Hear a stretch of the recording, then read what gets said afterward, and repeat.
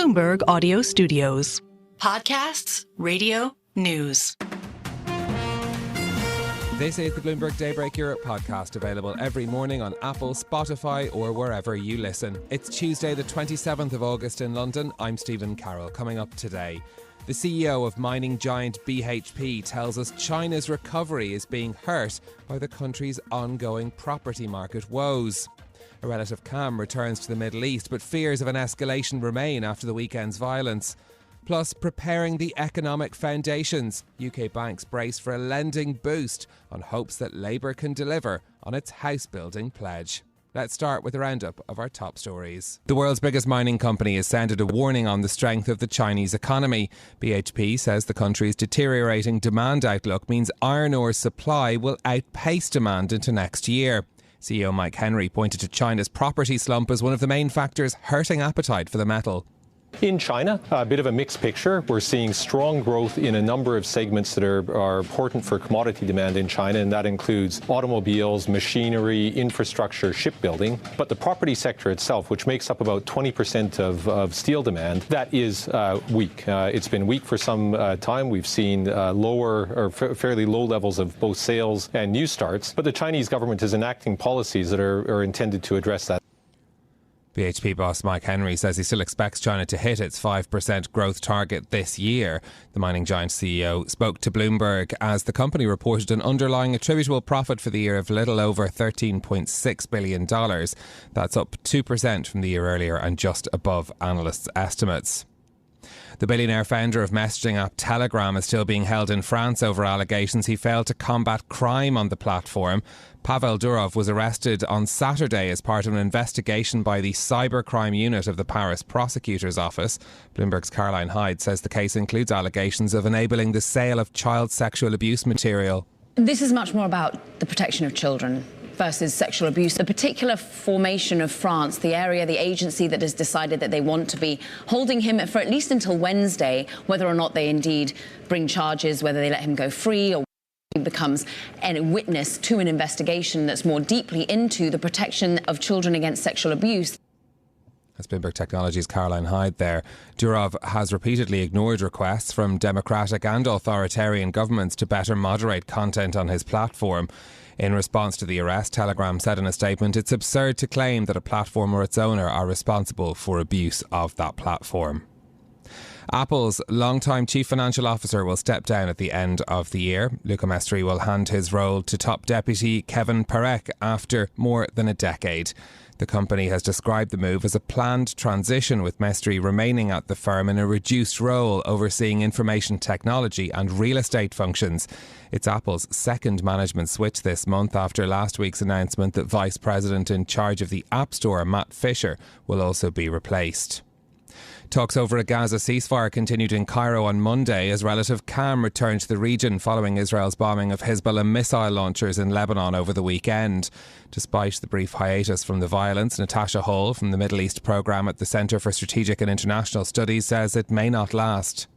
There was a very, very heightened escalation in the early morning hours of Sunday, but it's unclear if this was escalatory or not. But military analysts are saying that this was essentially effective in terms of deterrence. That said, Iran still has not conducted its retaliatory strike for that assassination the way that they had promised to. So it's unclear if this is peace for the long run or if this is just a momentary pause. Natasha Hall from the Centre for Strategic and International Studies speaking there. The US says negotiations over a truce in Gaza continued at a working group level on Monday after the Hamas delegation on Sunday accused Israel of procrastinating and setting new conditions for a ceasefire. Prices in British shops are falling for the first time in 3 years. Retailers reduced their prices by 0.3% in early August, according to data from the British Retail Consortium. Shops are trying to lure cautious consumers back after a cost of living crisis. The figures come after Bank of England Governor Andrew Bailey said at Jackson Hole last week it was too early to declare victory over inflation. And Britain's banks are readying themselves for a lending surge on the back of the new Labour government's pledge to build 1.5 million homes over the next 5 years. Bloomberg's Chris Pitt has the story. Three big lenders have told Bloomberg they are betting on a rise in UK house building. Investec, Oak North and Shawbrook all say the government's new policies will drive steady, positive improvements in the market. They say lenders, banks and debt funds are all moving into funding new developments. It comes after Deputy Prime Minister Angela Rayner last month promised to make it easier for developers to build on the Greenbelt and restore mandatory local house building targets ditched by the previous government. In London, Chris Pitt, Bloomberg Radio. Now, in a moment, we'll dig into those results from BHP and bring you up to date on the developments in the Middle East. But another story that caught my eye this morning, the latest Business Week daily newsletter, is asking questions about the TV series Industry and how true to life its depiction of the finance industry is. If you haven't seen it, it's based in the London office of a fictional US investment bank and depicts harassment, abuse of staff, drug use, disregard for securities law, all clearly things amped up for dramatic effect. But our senior investing reporter, Catherine Burton, asked some on Wall Street how real it feels. And apparently there is some truth to it. One former partner at Goldman Sachs told her, first of all, that he loves the show, and secondly, that the human drama depicted is realistic. The Gen Z junior bankers who are unhappy about paying their dues and trying to get ahead, and their managers who know they're only as good as their next trade and they're terrified that their ambitious underlings will overthrow them. Another finance veteran told Catherine Burton that he stopped watching it because everyone on the show is so unpleasant, untrustworthy and unlikable. In other words, he says, the writers have captured the industry far too well. Well, let's bring you more details now on those results from the world's biggest mining company, BHP, and in particular, the warning over the outlook for the Chinese economy. Our metals and mining reporter, Martin Ritchie, joins us now from Shanghai for more. Martin, welcome. What does the commentary from BHP tell us about the Chinese economy? Yeah, a lot more cautious commentary than I think we're probably used to from BHP, adding to a kind of flow of comment and analysis recently about weakness, I think particularly in those metals that are very exposed to China's property sector. That was really the key message. It was about slowdown in property. I was drawn to one of the numbers he used, saying that housing construction was now only 20% of steel demand. That's down from upwards of 45% in previous boom times.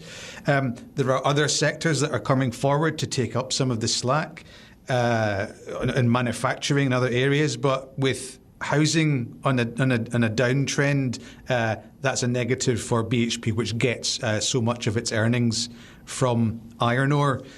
On the positive side, though, I think copper, obviously they flagged sort of soft demand on copper at the moment, but still pushing this idea of booming copper demand in years to come from renewable energy and all sorts.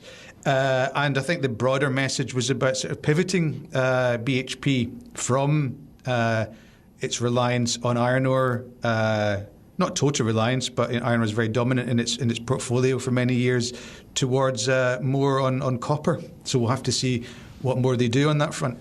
Yeah, it's interesting to try and see what window this gives us into those key industries in China. I mean, how bad is the crisis in Chinese steel? Well, if you listen to some of the messages that have come out recently, it's very bad. You've got this combination of a very long, protracted slowdown in the property sector, but the difference between previous downturns in that area is that really no real prospect of a major turnaround. This is a kind of new economy that we're going towards now. That doesn't mean that steel demand is plunging. We're probably we're down maybe 10% from a few years ago, and there are a lot of areas that will still produce more, that will still need more steel. But with that gap is hard to fill for commodities companies, especially ones that are reliant on China. Having said that, the companies that hurt most when iron ore prices fall are not BHP, which are very low cost producers. They're the higher cost ones, which will go out of business sooner as soon as iron ore is down below 100, below 90, below 80. So they have that cushion, and that's also something that Mike Henry obviously alluded to. Yeah, indeed. I mean, it's interesting to think about BHP as well because of a story that we talked about with them earlier in the year too, which was their attempt to take over rival Anglo-American. BHP can try again on that deal in November. Did we hear anything from Mike Henry on that front? I think he was asked about it in the Bloomberg TV interview, and I can just read you his answer verbatim. Actually, that's probably the easiest way of doing it. The plan A for BHP was never about acquisitions, and it wasn't about that specific opportunity. It was about everything that you see in this results, focusing first and foremost on ensuring that we're getting the most out of our capital. So that doesn't really answer the question directly about another bid, but it does show that it's possibly a focus on organic growth, looking at what they can get out of existing copper assets, how they can build their portfolio that way, if there isn't a big acquisition. OK, Martin Ritchie, thanks very much for joining us, our metals and mining reporter there, bringing us up to date on the earnings from BHP and what it tells us about the outlook for the Chinese economy as well, given their commentary around that country and particularly its demand for those key metals, iron ore and copper. Martin, for now, thank you. To the Middle East now, a relative calm has been restored after Israeli bombing of Hezbollah targets in Lebanon on Sunday and the hundreds of projectiles fired in response by the Iran-backed militant group into Israel. This while talks over a Gaza ceasefire have continued in Cairo. Let's get the latest this morning from our reporter Galit Altstein in Tel Aviv. Good morning to you, Galit. Great to have you with us. Have fears of further attacks eased for now? Yes, good morning. So I would say that the answer to that question in one word would be yes. On the larger attack that was anticipated for weeks after Israel took down Lebanon-based Hezbollah's military chief in Beirut. Hezbollah, who are backed by Iran, they vowed revenge that would exceed the daily tit-for-tat fire exchanges that have been going on between them and the Israeli army for months. Those are thought to be contained geographically and otherwise. So that vow for revenge is considered to be mainly over after the Sunday events that you just mentioned.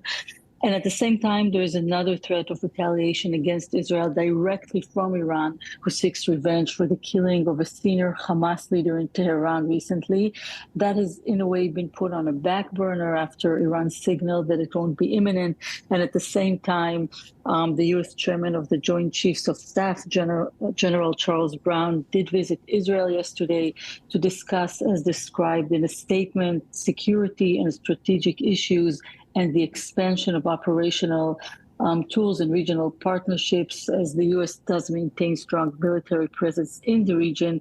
So to sum it up, there is nothing imminent that we're aware of, and yet the Iranian retaliation threat is in the air, as well as, of course, the ongoing risk of miscalculation in the daily fire exchanges between Israel and Hezbollah that can spontaneously cause a flare-up.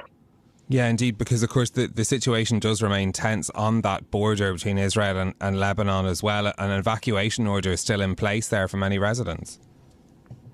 Yes, that's correct. So as you mentioned, on Sunday, there was a large Israeli preemptive attack that struck thousands of launch barrels and rockets in South Lebanon. And then Hezbollah retaliated by firing over 200 rockets, missiles, and drones at Israel. And both sides have conveyed messages that specific larger round is over for now. And that's not to say that there is quiet across that front. Yesterday was just another day of tit for tat with explosive drones launched at Israel last night, and the Israeli army attacking Hezbollah targets and militants in Lebanon. And as you mentioned, the evacuation of some 60,000 residents across Israel's north. And that's just the official number. There are probably more people who evacuated from there. So that was extended, the evacuation order, through the end of September, but has already been budgeted through the end of the year, through the end of December.